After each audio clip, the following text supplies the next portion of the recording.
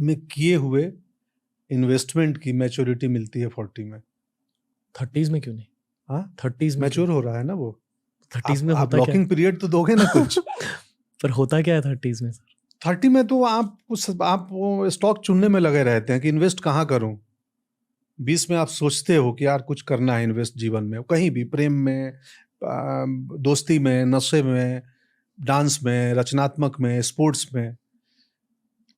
30s में आप उनको धीरे धीरे शुरू करते हो कि नहीं यार इसमें जम नहीं रहा है तो क्या करें, छोड़ के इधर भी कहीं आए क्या। और 40 प्लस जो है ना, 20 और 30s के किए हुए कामों का मैच्योरिटी है।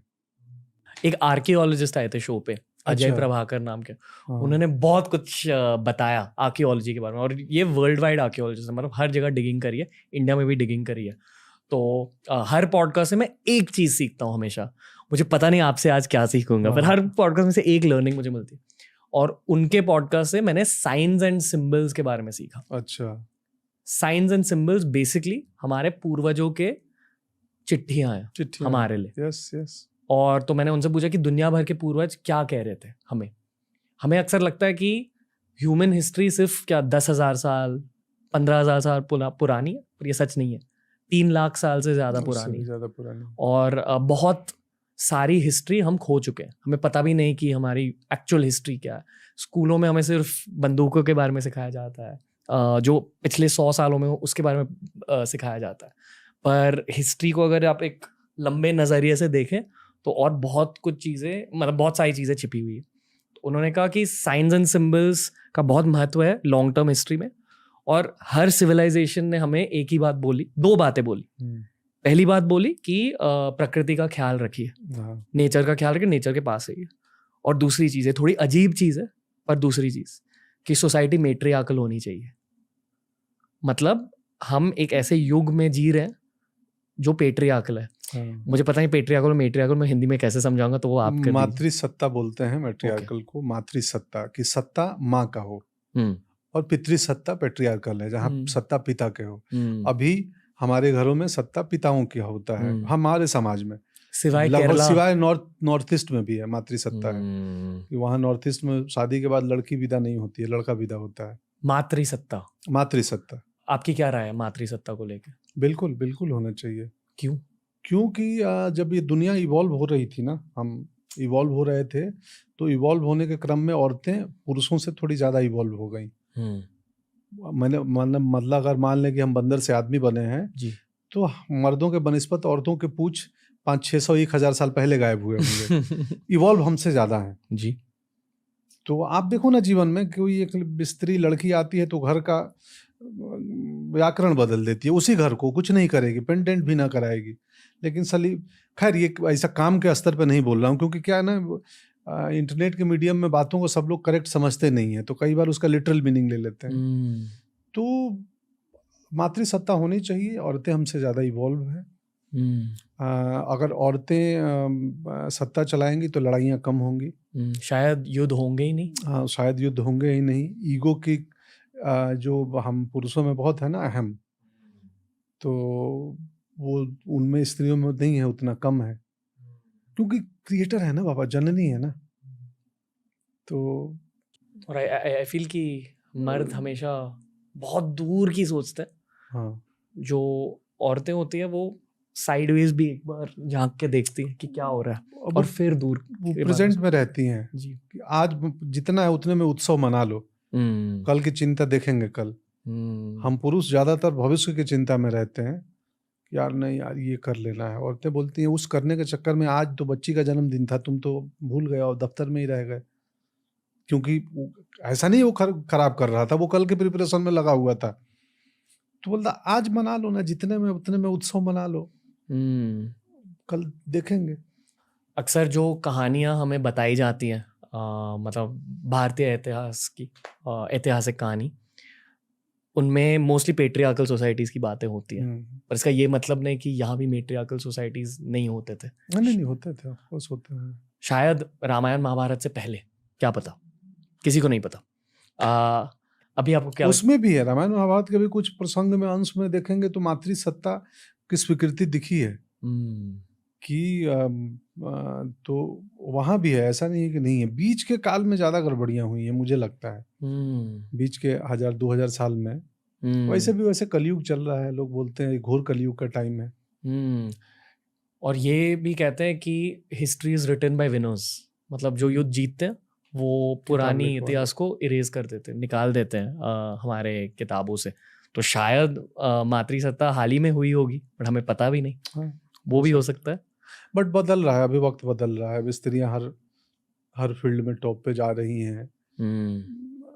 इसीलिए जब गुंजन सक्सेना जैसी फिल्म मिलती है तो मुझे लगता है कि यार बरेली की बर्फी में मैं वैसे रोल्स करता हूँ जो पिता बेटियों को बहुत स्वतंत्रता देता है, भरोसा करता है जी। गुंजन सक्सेना के पिता अनूप सक्सेना बोलते हैं चलो बेटा जो हमारे हाथ में करते हैं, दौड़ो, कुछ करो, हाइट कब क्या करेंगे, 1-2 सेंटीमीटर का फर्क है। तो मुझे वो रोल बहुत भाते हैं। आप देखेंगे कि मिमी में कृति सेनन के साथ गुंजन सक्सेना, और तीसरी कौन सी फिल्म, बरेली की बर्फी, सब में मेरे जो मेल कैरेक्टर्स मेरे हैं ना, वो आउट ऑफ द वे जाके अपने आसपास की महिलाओं की मदद करते हैं और उनके लिए खड़ा होते हैं, और वो फिल्म की भाषा में भी वो सपोर्टिंग रोल्स हैं। और एक्चुअल में उस कहानी में उस औरत को वो सपोर्ट कर रहे होते हैं वो किरदार। और मैंने जान के उन फिल्मों का चुना था, उन रोल्स को चुना था। बहुत अनरिलेटेड चीज कहना चाहूंगा मैं, मेरा दिल अब जानवी कपूर के पास है सर। अच्छा। वो एक एपिसोड किया था उनके साथ, वो बहुत ओपन इंसान है, बहुत अच्छी इंसान है। हाँ, उनके बारे में कुछ कहना चाहोगे? अभी हम लोग साथ में थे वो गुंजन में ही, उसी फिल्म में। तो बहुत मेहनती है, सिंसियर है, मुझे बीच बीच में मैसेज करती रहती है कब घर आऊँ, आप बिजी रहते हो, बुलाओ मुझे खाना खाना। मेरे यहाँ आती थी पहले खाना वाना, उसको बहुत पसंद था हमारा बिहारी भोजन। उन्हें भी लिट्टी चोखा अच्छा लगता है? हाँ, हाय हाय। इसके नहीं, उसको लिट्टी चोखा उतना पसंद नहीं जितना तुम्हें पसंद है। हाँ, तो उसको उस समय मोटा होना था, तो इतना चावल लेके घर पे मेरे आती थी कि मुझे खाने। गुंजन में मोटा होना था पहले शेड्यूल में। तो अच्छी है वो, बहुत सिंसियर है, इंटेलिजेंट है, मेहनती है। पता है, एक्टर्स से बात करते समय मैं थोड़ा सा डर जाता हूँ, क्योंकि आप लोग बहुत डीपली किसी को जान लेते हो बातचीत करते समय। क्योंकि काम ही वही है ना, हम मेंटल, फिजिकल, इमोशनल लेवल पे काम करते हैं, हम मनोविज्ञान पे काम करते हैं, कैरेक्टर्स का साइकोलॉजी, कैरेक्टर की हिस्ट्री, कैरेक्टर के बिहेवियर, उसके जेस्चर, कि अब एक कोई जेस्चर हम ना चाहते हुए भी, हम कोई जेस्चर अपना छुपाना भी चाहें, बट वो सिग्नल हम मालूम चल जाता है। तो एक्टिंग के प्रिपरेशन में एक बहुत बड़ा पार्ट है ऑब्जर्वेशन का, कि आप मुझे याद है एनएसडी के टाइम इम्तिहान में ही नई दिल्ली स्टेशन भेज देते थे कि जाओ दिन भर बैठो, लोगों को देखो, और उसमें से कोई जो सबसे इंटरेस्टिंग व्यक्ति दिखे उस व्यक्ति का स्केच बनाना।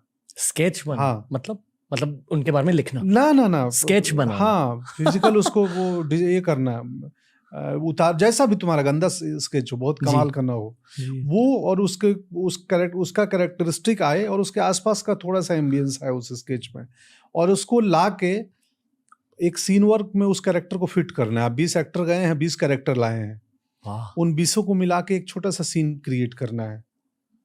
और सीन क्रिएट होने के बाद हमारी फैकल्टी सीन देखने के बाद वो पेंटिंग देखती थी, स्केच, पहले स्केच नहीं देखती थी, सीन देख लो, उसके बाद वो स्केच देखते थे कि तुमने क्या बनाया था।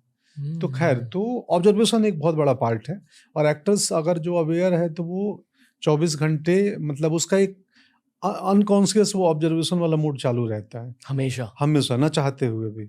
हमारे बारे में क्या ऑब्जर्व किया? नहीं, कुछ नहीं, क्योंकि हमारे पास कंट्रोल है ना। तो हम जहाँ के, अब आप बंद कर दो, ऑब्जर्वेशन नहीं करना है। आपके विवाह के बारे में हर किसी को पता है। हाँ, कि आपकी वाइफ ने कितना ज्यादा सपोर्ट किया आपको लाइफ में, पर मैं आपको उसी सवाल के बारे में एक लेयर डीप कुछ चीजें पूछना चाहूंगा। पूछिए। क्योंकि मैं मैरिज को, प्यार को एक स्पिरिचुअल पर्सपेक्टिव, आध्यात्मिक पर्सपेक्टिव से देखता हूँ, और हम यहाँ आते अकेले हैं, जाते भी अकेले, पर उस अकेलेपन में शादी का क्या रोल होता है? बहुत पता नहीं है, बहुत। देखो, मुझे हमेशा सोचता हूँ कि जो शादी का सिस्टम है हमारे पूर्वजों ने बनाया होगा, हर धर्म में, हिंदू मुस्लिम सब धर्म में एक रिचुअल है, तरीका है।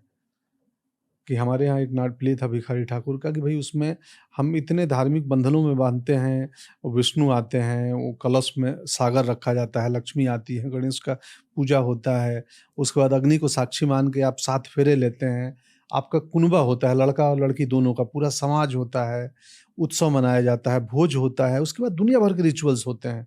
ये मामा करेंगे, ये भसुर बड़े भाई करेंगे, ये चाचा करेंगे, ये पिताजी करेंगे। तो उस प्ले में था कि यार ये इतनी रिचुअल्स और कर्म कांड के थ्रू बांधते हैं कि कल को अगर इस दोनों में थोड़ा मत, 2 इंडिविजुअल हैं और संभव है कि दोनों में आइडियोलॉजिकल क्लैश हो, मत ही ना मिले, आइडियोलॉजिकल मतलब पॉलिटिकल आइडियोलॉजी की नहीं बात कर रहा हूँ, विचार ना मिले 2 इंडिविजुअल के क्या, तो उनके ऊपर ये जो सामाजिक और धार्मिक बंधन है वो इतना स्ट्रांग हो कि वो असहमति के बाद भी दोनों जीवन साथ निभाएं।